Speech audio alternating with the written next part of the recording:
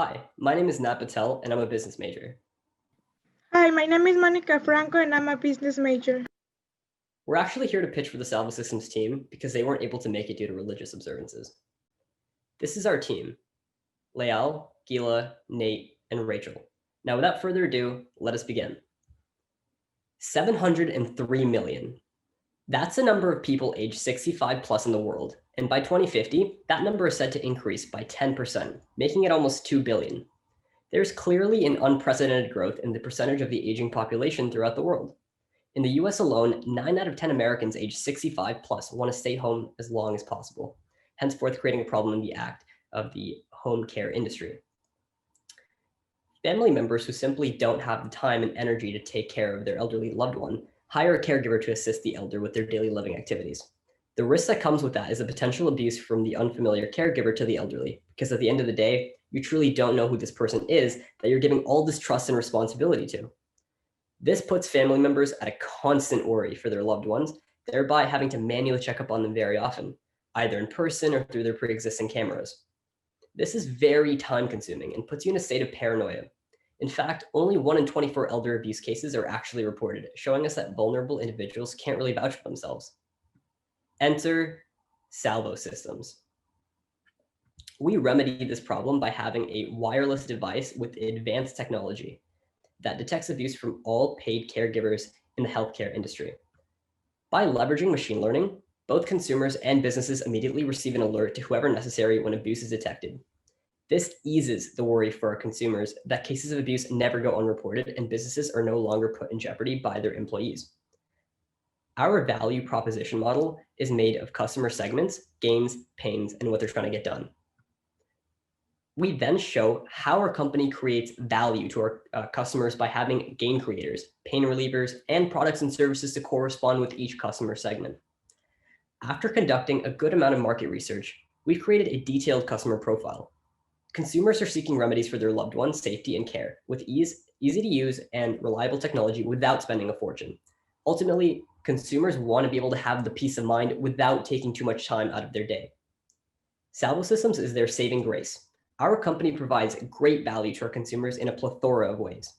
This device guarantees cases of abuse get reported with this software, and it specifically detects abuse behavior and offers convenience through alerts and easy access to emergency contact or law enforcement, all at a super low cost, and this is very user-friendly. Our biggest competitor is a company called Cherry Labs, who caters to the elderly by using a software that constantly monitors their day-to-day activity. AI Safe also tracks their daily events, but neither company uses our unique AI software that specifically detects abuse or harm. In addition, both Cherry Labs and AI Safe are very costly and don't have the easy installation that we do. Our device offers great value to the consumers compared to other competitors because it's not only as easy as putting a device on a desk, but we also are the only one that offer abuse detection. If you look at the top right, this is what our prototype would look like. First, the consumer or business buys our product with a wireless camera that is plugged into an outlet and has backup batteries in case of a power outage. Then they download our app, which will allow the user to access recordings and the live stream footage. And when abuse is detected from the app, an alert is sent to the consumer or business, and they confirm or deny the reported activity with a thumbs up or thumbs down. Our user interface will look something like this. While our base model consists of 12-second recordings, with a 12-hour expiration, our premium model includes downloadable 10-minute recordings with a 30-day history. Our potential revenue streams are transaction-based, with each sale from our website or from our distribution partnerships, and recurring-based with a $24.99 monthly premium fee. B2B purchases would buy in bulk, while consumers buy per unit. Individual units are $299.99, with the bundle packages available for both businesses and consumers. And then we have our target audience. We'll use a two-pronged approach with both B2B and B2C market audiences. We'll target nursing homes and assisted living residences, as well as concerned family members who use paid help and previously mentioned distribution partnerships. The technology is made up of both hardware and software. The hardware includes a panoramic camera for a 360-degree view of the room.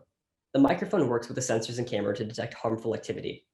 The device's software is artificial intelligence, specifically machine learning, to collect data, find patterns, and apply it. During R&D, the device will be taught basic abuse detection algorithms, and once the consumer buys it and begins to use it, it becomes more specific to them. This occurs because the device is constantly listening, recording, and watching to collect more data to feed back into itself for constant learning and better precision. Examples of data that is fed and collected is anything that could be digitally stored, such as recording, photos, videos, and new patterns.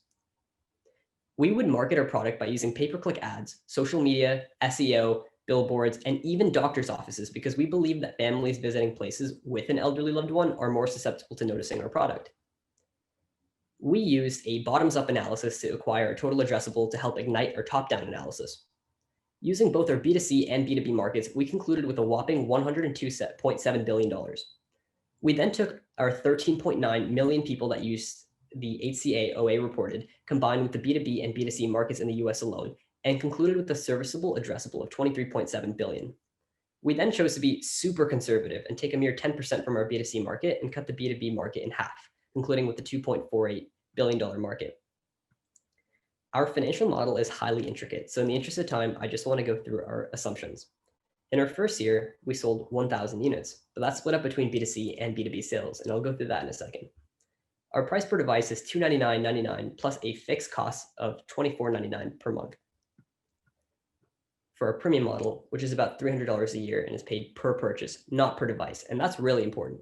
Now, since we have a fixed cost per purchase, we really need to input how many purchases we have per year, hence the 120. We have to now match the number of units sold with the number of purchases per year, because our B2C market buys 4 a pop, while our assisted living residences buy our bulk packages of 20 and nursing homes buy 40, which we calculated based on average rooms per facility. This means that we have 3 different calculations. So in 1 year, we pulled in 100 direct customers, 10 assisted living residences, and 10 nursing homes. If you do the math, that equals to 1,000 units sold with 120 purchases per year. Our net revenue then is our units sold times price per unit plus our fixed cost per purchase times how many purchases per year. And the same calculations go for year 2 and 3 with a slight increase of sales, as you can see. Buying from our website will include beneficial incentives such as a 1-month free trial for recording access, as well as buying a bundle package where consumers can purchase 3 devices and get 1 half off, and businesses can purchase 20 devices in bulk and get 5 for free. To keep our customers happy, we would offer 24/7 customer service, surveys, check-in emails, a return policy, and a 3-year warranty. Furthermore, to kickstart product innovation, we'd immediately implement a microphone intercom. Other strategies would include fall detection, software updates, and a wearable device that uses a heart rate sensor connected to the camera and microphones to better calculate potential abuse. To scale our business, we would increase the target market to other vulnerable individuals unrestricted by age, such as those with Down syndrome or autism. In addition, we would also license the software to go international and be one of the biggest breakthroughs for the future of our company would actually be to predict abuse before it happens. COVID-19 specifically targets those with lower immune systems, especially the elderly. As a result, family members are not able to visit their loved ones as often, and the elderly stay home more. Salvosystem eliminates any fear or worry because families know they can rely on our AI software to not only send alerts, but also be their eyes and ears through the intercom and live stream. We believe that COVID-19 will serve as a launchpad for us, as there will be a higher demand for this product during a time of social distancing. When people start to leave their home again and after COVID-19 is eradicated, Salvosystem would have built substantial brand recognition. To conclude, at Salvosystem, we strive to ease the consumer's worry by ensuring the elder's safety, done simply with their clear-cut technology and user-friendly app. So, judges, who's ready to take the first leap forward and make safety simple? Thank you. Well done. Thank you for participating on behalf of the team. However, judges, do not hold back. We'll move on to those Q&A questions. We'll get started as we normally do. Charles, I'm interested in the AI aspect of it, and particularly how you mentioned that you might be able to anticipate abuse. So what do you envision would be like an alert going out to, the family members or something? Would there be something that says you need to check in with them, or just visualize things? How do you anticipate that working when you're using AI to anticipate potential problems? There were actually some researchers that we were reading about how people can predict seizures before they actually happen, and it was a very interesting study. And this is something that is not fully developed yet, but it's something that scientists are currently working on. They really do believe it can happen, and we strongly believe in machine learning algorithms and the AI software. Just one of my last ventures personally was we use machine learning algorithms to make short-term price predictions that take advantage of digital assets. So, the machine learning algorithms are able to analyze the entire landscape the market, or in this case of what is going on in these residences or in these nursing homes, and take a number of variables into account and kind of feed into itself to teach itself what are some of these potential abusive behaviors, and how can we pick up on these things and kind of predict when something is going to happen. And obviously that would be a very big breakthrough. That's something that we're really focusing in on.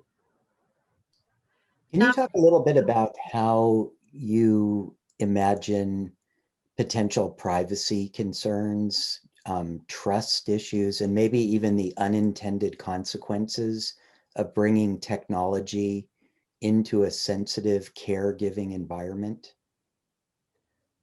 We believe that when it comes to privacy issues, it really just who is in that room is really who is that concern. And I believe that if it's a loved one or a family member, I don't think that they would be they would object to an environment in which that they're being watched by another family member that they trust. If it's a son, or if that's my mom, or if that's my grandma, and I want to check in on her, I think that I'm not sure if that's something that they would object to. I think that's family usually trust each other. Did you do any testing on that? I'm curious because, one flip side is you can see this as spy on grandma. And like, I don't know. I certainly haven't done any testing myself, but spy on grandma or grandpa, I don't know how that plays very well. We haven't done too much testing, but we strongly do believe that, and I've seen firsthand account, this is kind of what launched the idea as a whole. Same thing with the team. It was, while you're away, while you're somewhere else, your nanny or your caretaker is not treating your loved ones carefully. I think Leal, one of the team members, he was actually sharing with us that he personally saw one of his grandma actually get shoved into a car by a caretaker, and that was really hard to watch and see. Right. I'm not disputing that. I totally get it. And I think it's an important thing to actually be cognizant of. What I'm saying is I think you're going to have to do some testing to how you actually use this, because you have a precedent, right? There used to be this little button thing that I've fallen and I can't get up, which essentially was a CB. It was a radio. So it's not that it's a bad thing. I think one of the things that I was curious about is if you had done any testing to see how you could position that, because, at the end of the day, it could come across as spy on grandma or grandpa in the nursing home, and you're going to get a lot of resistance. But there may be other ways or other things that you can do to go over that. And I was just curious if you had done any research into that yet. It sounds like you're still early on, and you still may. I'm not saying that, but I would certainly be curious how you could position that. And Elisa, I think, has a question too.